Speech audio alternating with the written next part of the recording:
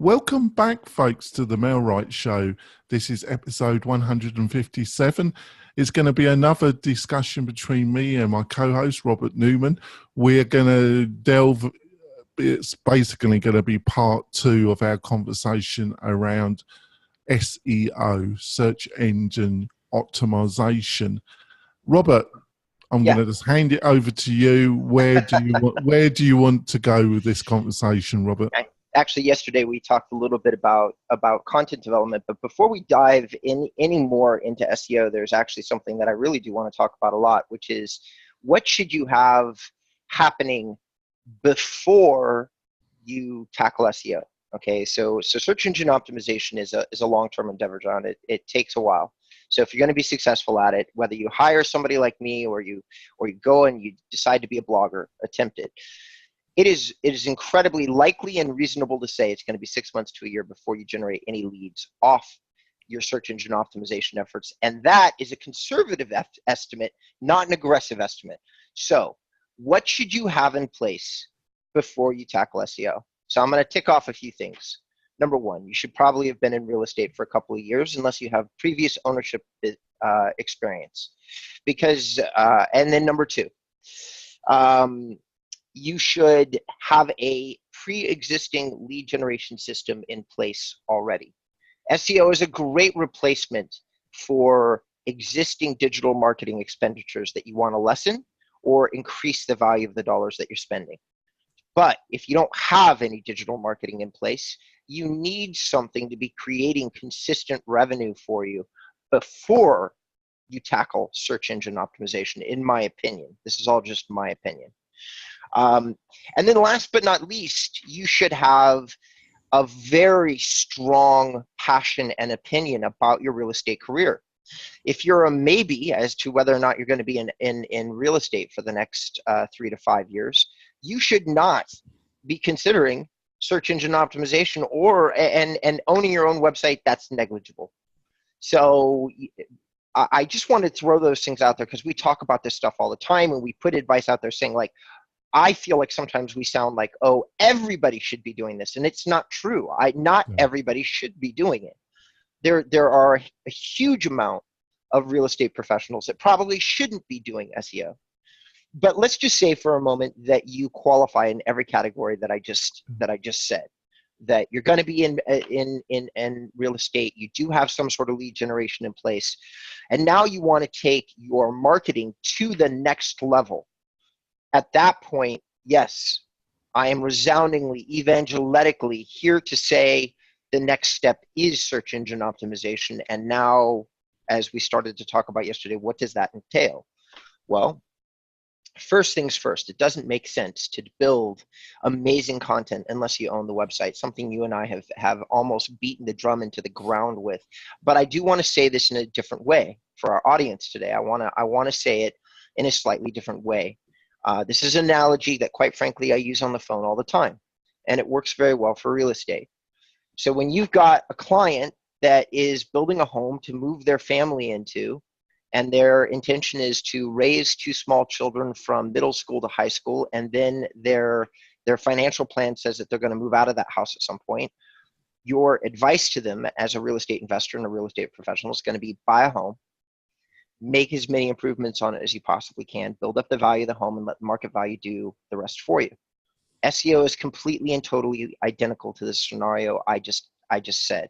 You want to buy a website, build up your own value on it, whatever that is, creating videos, putting on content, hiring a guy like me, hiring a guy like you, doesn't matter, doing social media stuff that connects back into your site. That's when you want to do it. That's the foundation of a good, like, that person should be considering SEO, or that brokerage, like medium-sized and large brokers. If they're not doing SEO, I would question their sanity. Like, anybody that's got a large real estate team that's in it to win it, and they're not owning their own website along with maybe their Boomtown and their other lead generation sites, that's craziness. You're throwing away money as you're running your brokerage. So those are my things about SEO. So now let's just say, pretend for a moment, because you propositioned this when we started the conversation. you said, Robert, I'm a new client, I'm coming to you. What is the advice you give me? So first and foremost, it's build a website specifically on WordPress. I want to cover why, though, because we do mention these things often, but I want to give my take on why you build on WordPress. So WordPress is 28% of the websites in the world are built on WordPress right now. That's a huge number, far larger than any other platform. And there's many that we could talk about: Wix, Squarespace, or Square, sorry. And the list goes on and on and on and on. The truth is that WordPress is one of the only platforms that, number one, has turned down many offers to sell out to larger conglomerates. You just have to take the audience has to take my word for that. I know you know that. And then number two, because of the solidity of the platform and the founders' dedication to the open source environment, there's a larger development community by miles for WordPress. Now, what does that mean in layman's terms to a real estate agent? That means there's more guys out there, entrepreneurs and coders, trying to figure out little widgets and things to make that are going to make your website better than any other platform. Many of these guys who are trying to break into the development industry are forced to do this work for free while they build their reputation. In other words, they build something called a plugin, and in many cases, they don't even charge you for it. They allow you free functionality on your website. Now, everywhere else you go, including all these guys that are trying to sell you websites like Real Estate Webmasters, Real Geeks, they recover their development costs for new add-ons by charging that money directly to you. Only in WordPress do you have the chance to take advantage of free development that's being done by just a massive community of developers. Now, another thing about WordPress is the work that's already been done. The stuff that we can do with WordPress, like you can come to me and almost ask me anything. It's incredible what the options are. We can turn it into an e-commerce site. We can do pop-ups. We can do content magnets, which is where you require somebody to give you their information, and then you send them like a digital marketing asset. And the list goes on and on and on and on. We can do digital display ads. All of that's possible with WordPress.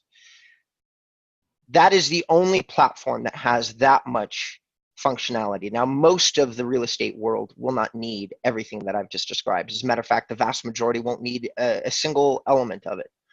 But every once in a while, you're going to come across somebody who's making big moves inside real estate, and they do need to pivot often. And at that point, WordPress is the only place that they should be. So build a real estate website on WordPress. That would be my second piece of advice, John. And like beyond making sure that you should be doing it to start with, like really give that a lot of thought, because again, the SEO road, the work, it is an investment of time and money. And go ahead. Yeah. I've got a question, but sure. if you feel it, but be direct. Well, you normally are direct, Robert, but be totally direct if you want to leave it to the second half, or you think it will send us in the wrong direction, right? Sure. How all the things we talked about, evergreen content, making sure you got community-based content, blah, all the things we've discussed over the weeks, Robert.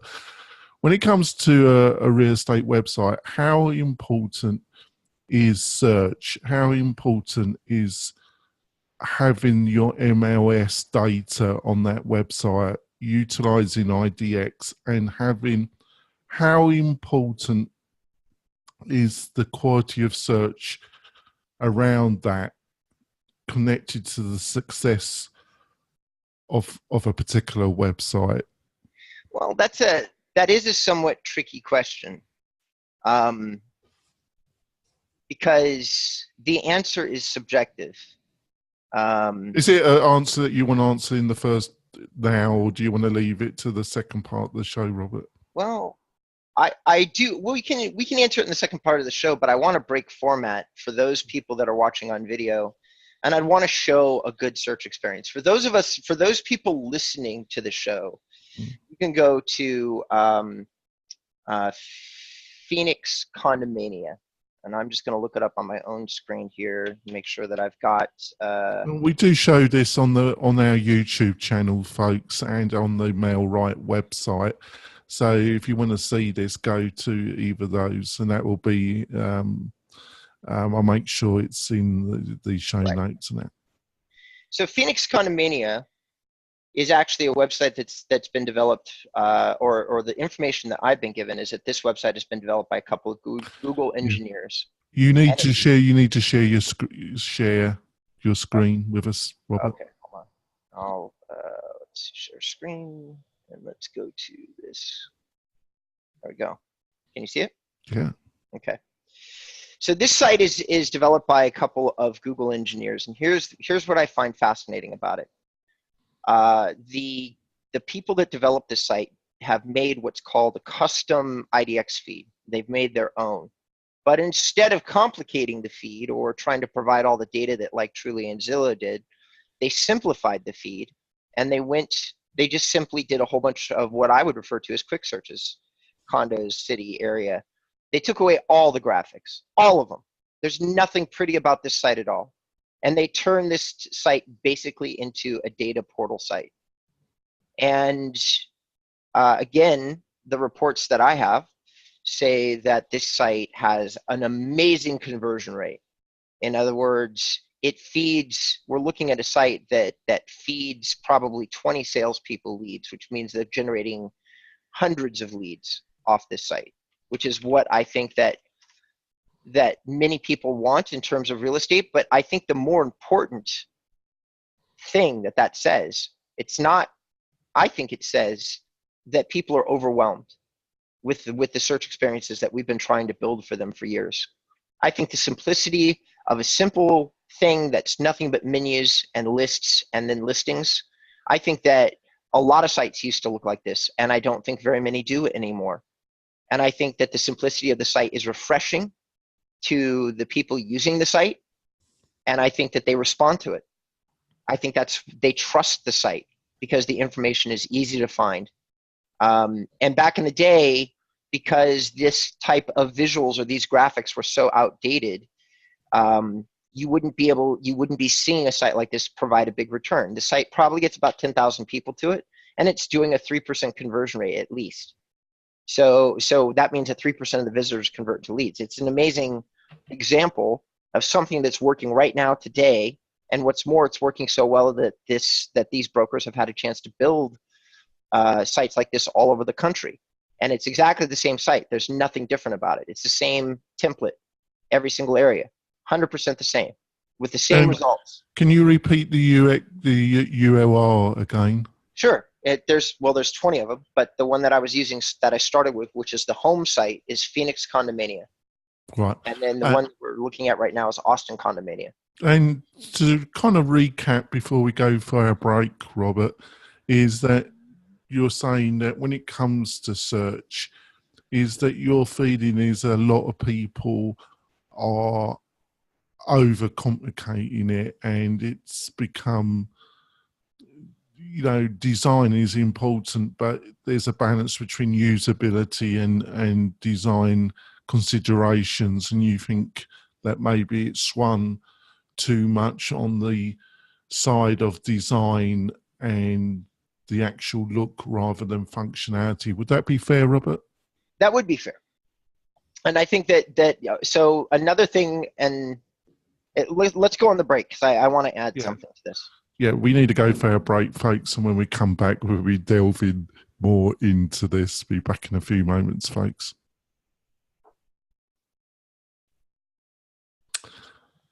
We're coming back. Hopefully I haven't kind of thrown another spanner in the works as I did last week a little bit about, but it's something that's been, I wanted to ask Robert about how important search is.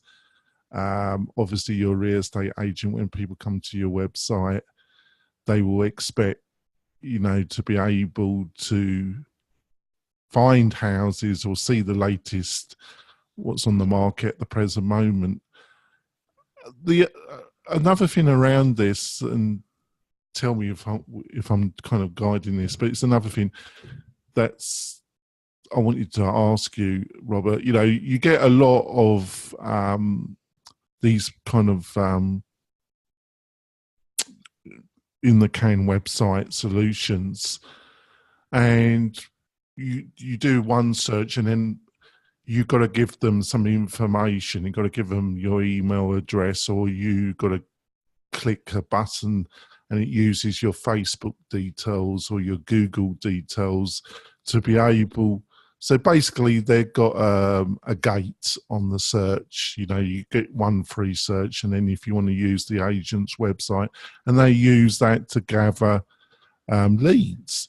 You go to other websites, they have no gate. They might have a pop-up that's got a lead magnet, but they don't have they don't lock the search. Have you got any kind of which way you think is best, or do both work in different ways?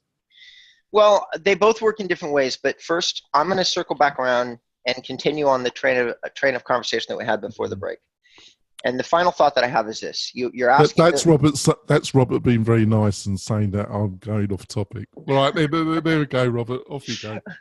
I'm going to say that so user experience is widely believed at this point in the SEO world to be 30% of the metrics that Google is using to evaluate the quality of a website and the quality of the answers that you're providing for the questions that people are asking. I believe that the user experience on these condominium sites is extremely high. They're niche sites. They have information only pertaining to a certain city and condominiums. The information is served up very well, very fast, in a very easy way.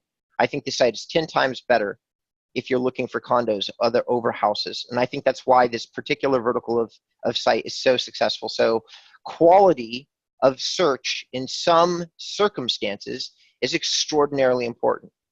However, in some other circumstances where you just simply have no choice but to wade in like if you're not a vertical like player, if you don't have an extremely specific niche that you're trying to focus on, if you're forced to go up against the big websites, then actually I don't think that the quality of the search experience is all that important. It's going to be the information that you provide that surrounds the search experience.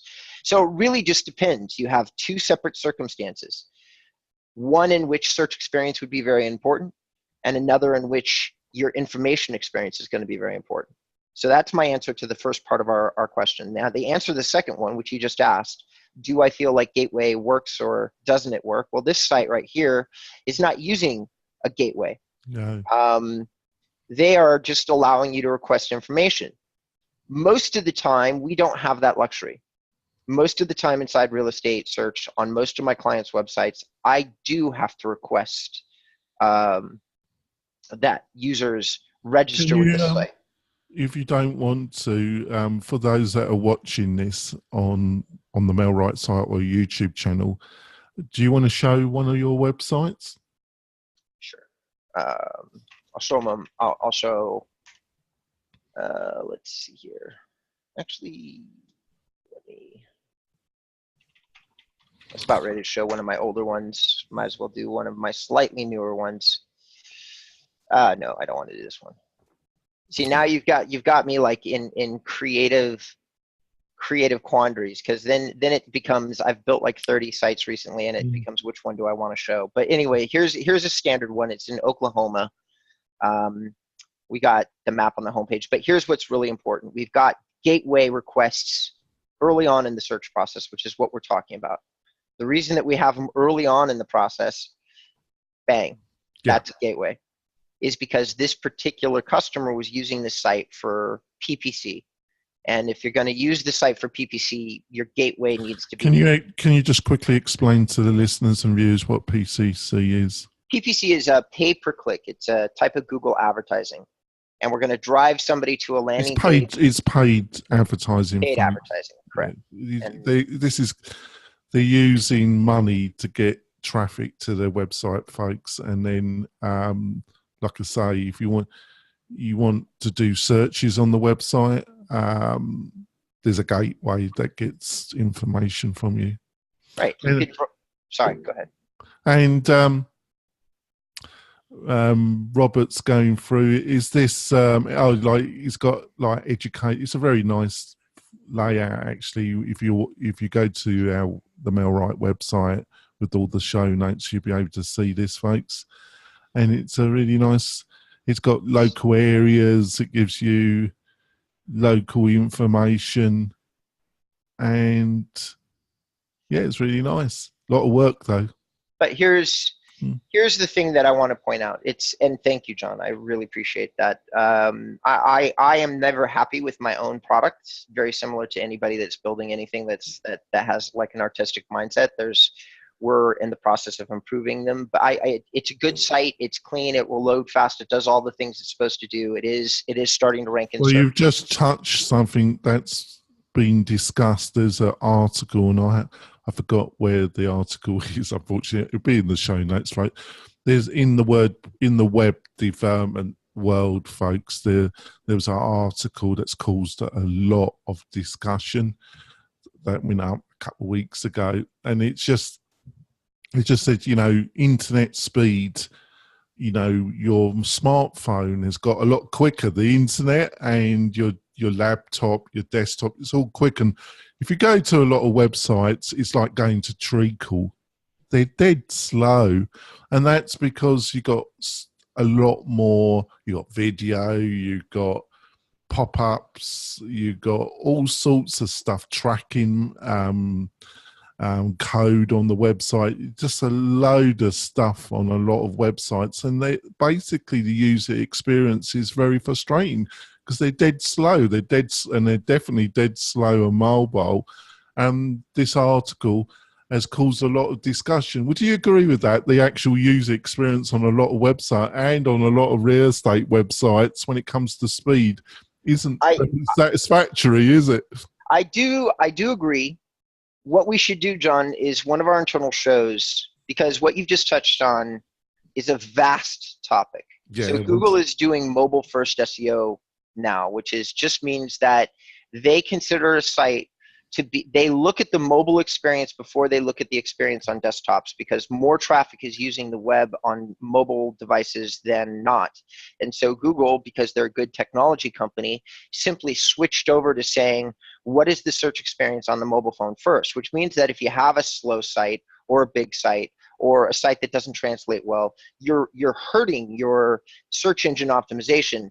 And the concept of how much is still up for debate, but there is no doubt, none, that you're hurting it.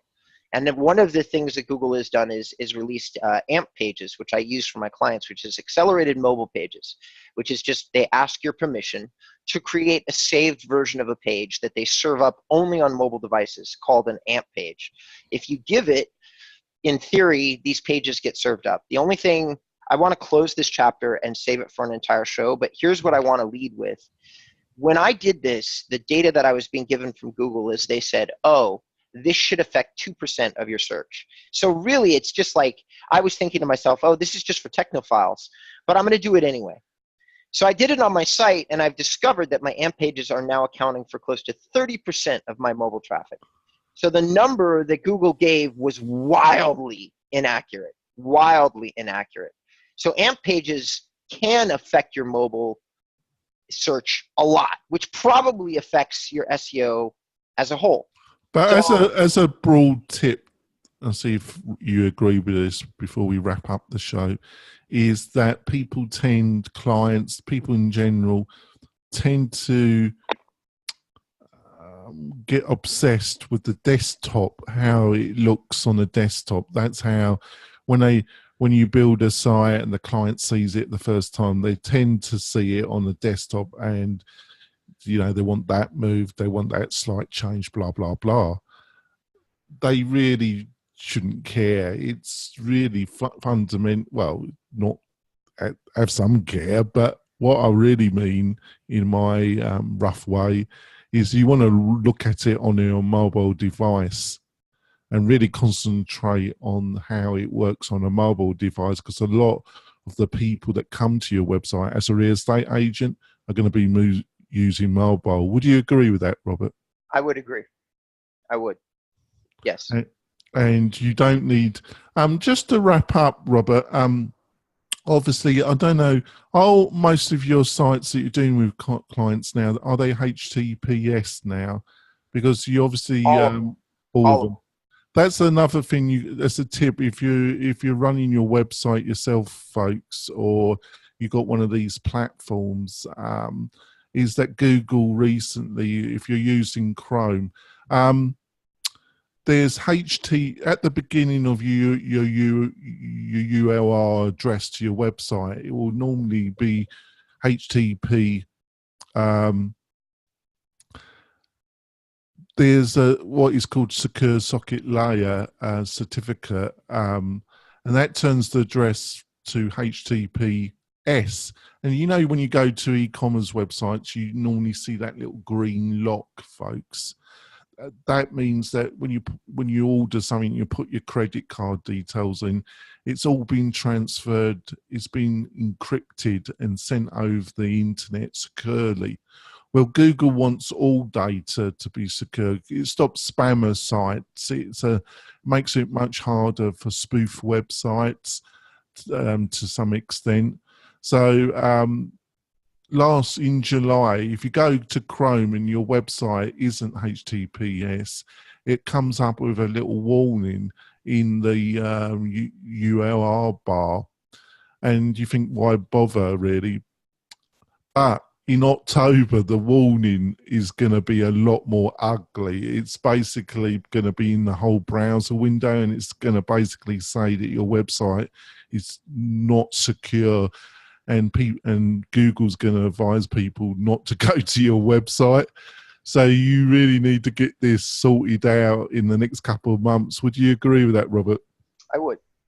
Right. I just thought I would give that little thing to our listeners and viewers, because we've been doing that for a lot of on my other business, sorting all that out for clients. So we're going to wrap it up. It's amazing where the time goes, really, doesn't it, Robert? How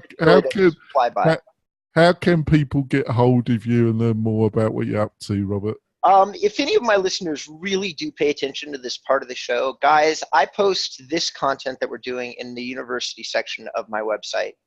The content that's not related to the show is under the blog of my website. I also have close to 100 videos posted in my YouTube channel that have nothing to do with this podcast. So if you really want to learn something about SEO or real estate marketing, or more importantly, the companies that I've reviewed inside those spaces, please check out my YouTube channel. It's probably the best, and that's just under Inbound REM, or you can just go to inboundrem.com and figure it out from there. And if you want to learn more about MailRight and what we do, go to the MailRight website. We've got a platform that generates leads for you. It uses, it's a fantastic platform. It uses Facebook advertising to generate leads there, but it's a whole solution. And if you want to find more, you can book a 30-minute consultation with me on the website, and we can have a chat. And I can show you how it works personally. And I think it's a great product. And we'll be back next week, folks, where we'll be, I think we've got a guest next week, and it's going to be a great show. We'll see you next week, folks. Bye.